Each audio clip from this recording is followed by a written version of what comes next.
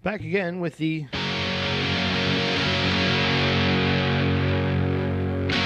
TomTop guitar kit, and I think I've reached its final journey here, and I wanted to bring that to you guys today. Its final setup.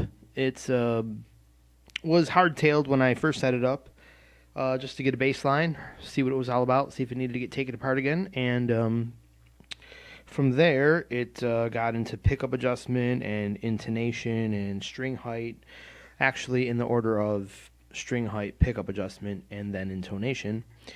And finally, floating the bridge. So we just got done with a whole bunch of fact-finding mission here. How this guitar wanted 2 strings and not 3 strings. 3 was so much tension that if I pulled the bar up,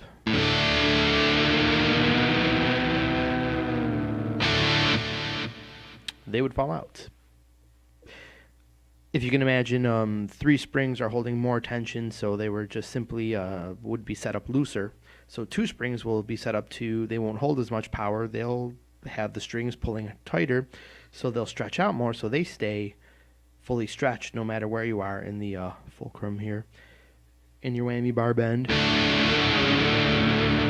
And so why 2 springs here is what I found out.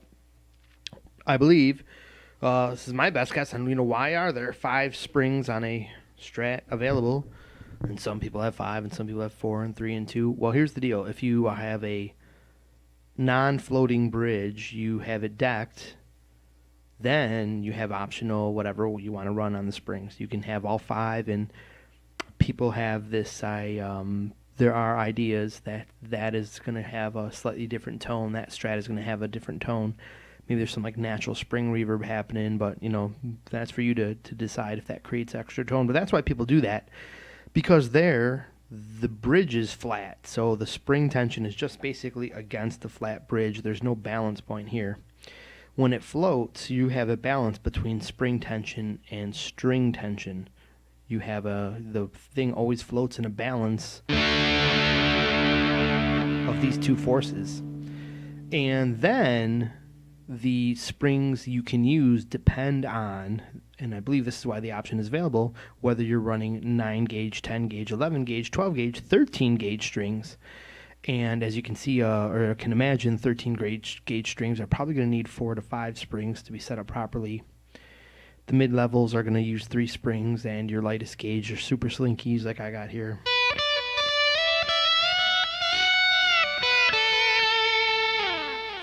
are going to use a 2-spring setup. Furthermore, also making this video so I can post the link down below. So if you want to buy this and build this exact guitar for $50 like I did, spending after all is said and done on a couple of tools and some supplies, about $144, which is still a bargain for a Strat style guitar. That's gonna provide you a little bit more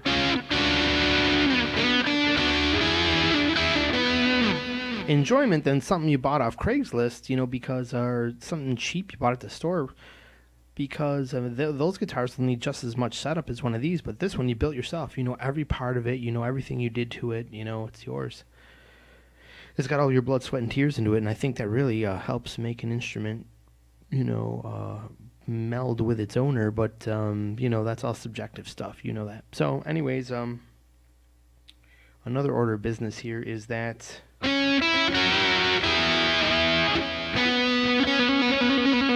I overcame a hurdle here. The initial floating technique resulted in the finding out that the bridge was hanging up a little bit. You could, you're not supposed to feel a creak or little kind of rough spots. This is supposed to have smooth travel all the way down for those Jimi Hendrix moments.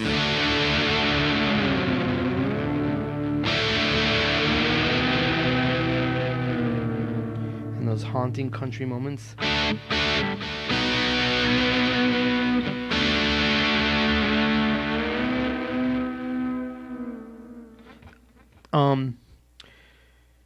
You want this thing to be not only not having any spots where there's binding, but if it binds at the fulcrum point, it'll never stay in tune. It'll always go. You can just hit the bar a little bit and then ride the strings flat and tweak it a little bit and ride them sharp. And you don't want to mess around with a guitar like that. That's when you people complain that you never want to float it because it'll never stay in tune. That's not true.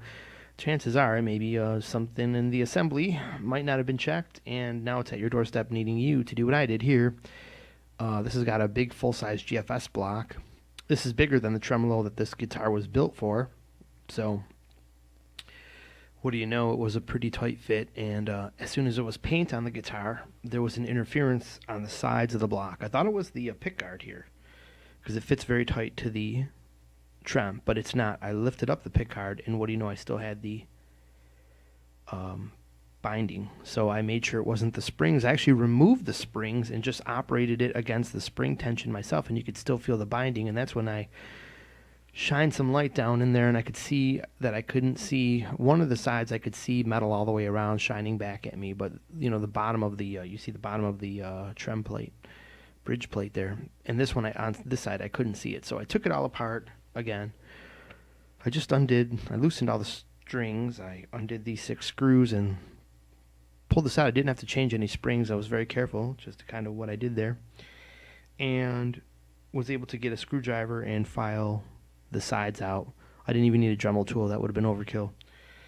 A file would have been nice, but I didn't. I had to improvise because the file I had was too big. So scraping with a screwdriver very carefully. Don't run it over the finish like I did really quick, because it'll happen, and use some painter's tape or something if you don't want to kill your finish. Fortunately, I didn't do really anything to the finish. That was really nice, and it was a good scare. I was a little more careful after that.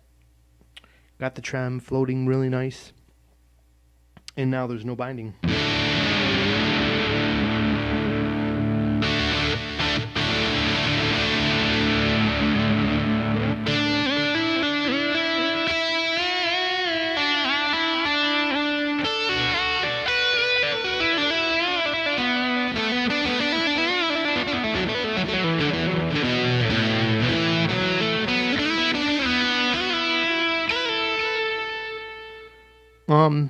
So, yeah.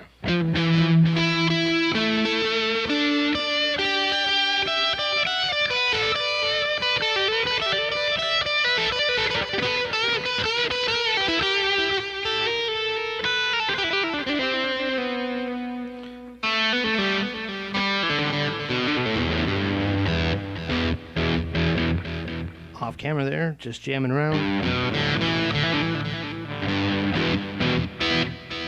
And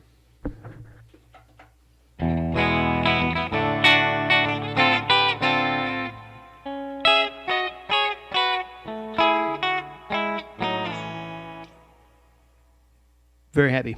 If you want to buy this guitar, there's a link down below. It's going to come raw.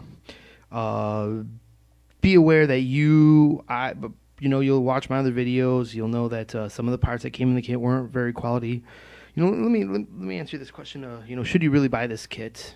If you're if this is your very first build, what I would suggest? Don't buy this kit. Buy a completed body. If you want to put together a guitar your first time, save all the paint work and body work. That is a big task. It puts a big load on the build, and it's where you can get initially just frustrated, and then the rest of the build is gone from there if you've become frustrated with a crappy paint job. Although a lot of people build their guitars with some paint flaws like I did and love the guitar. They're like, hey, whatever, it's character, I got it reasonably good, but this is only after building 2 other guitars where I finally learned how to apply a finish properly, which is basically wet sanding. I probably have a video about wet sanding somewhere, and if I don't, request one.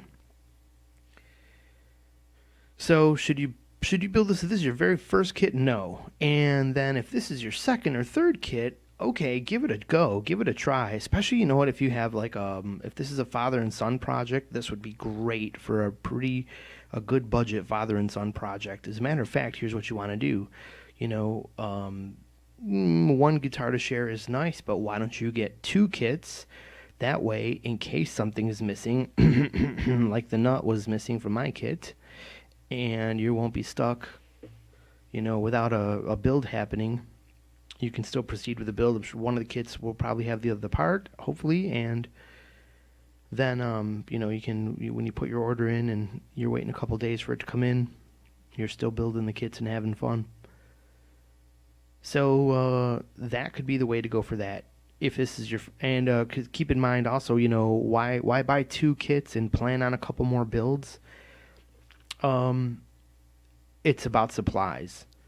It's not as cost effective to build one guitar, because when you buy these supplies, in order to buy them anything halfway cheap, you're going to have leftover clear coat, you're going to have leftover sandpaper, leftover steel wool, leftover glue, leftover everything, and a couple of tools that are just sitting on the shelf now. So, unless you plan on selling those and making use for everything else, maybe you want to make this a continuing endeavor, and, perhaps, eventually you can't build a million guitars for yourself, but maybe you build them and start putting them in the swap sheet and getting what you paid for them and maybe a couple bucks for your time. I think that could be a definite possibility with these type of kits. So something to keep in mind, perhaps buy more than one kit if you're going to buy this kit. If you're brand new, there's sites that have pre-built bodies, and if you've priced them out, if you go to some sites, nothing against Warmoth, whatever they're called, they got fantastic looking stuff. It's very Fender genuine kind of, esque stuff, if that makes any difference to you. If you feel their wood is any different than anyone else's wood, then, go there, but their prices are pretty reflective of what they're marketing. And, and I wouldn't mind, trying their stuff, but it wasn't my budget, so I went for the budget discount site, but I read the ads carefully, and I stayed away from any wood that was called the Paulina and the white poplar. Well, the poplar, I'm a little questionable. I never really heard of a guitar made of poplar, except for probably those ones that you hear, this broke off and that splintered, and yeah, I don't know. I don't want to talk bad about someone's great product, but that could be just fine, but I don't know. But I did get the GFS Alder Strat. Here, I'll show it to you right now.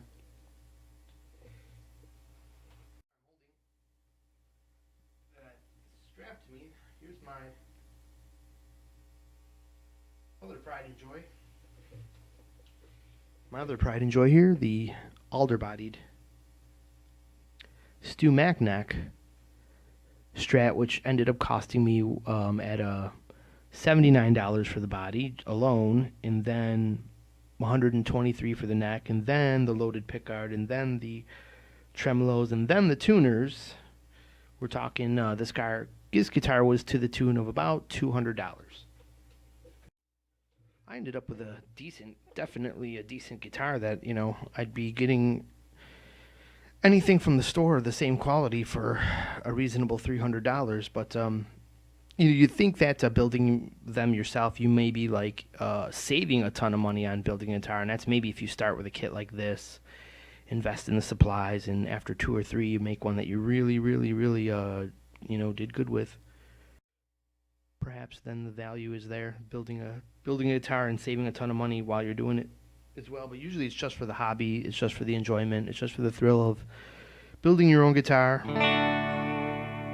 having patience through a project. I know I have no patience, and so what you're seeing is definitely a rush job here. What you can do with a rush job is, I can do this with, but I had some previous skills from other builds about how to line up my neck and how to get the holes drilled properly. My own little methods that I use, made up. And, of course, watching YouTube videos and copying other people, of course.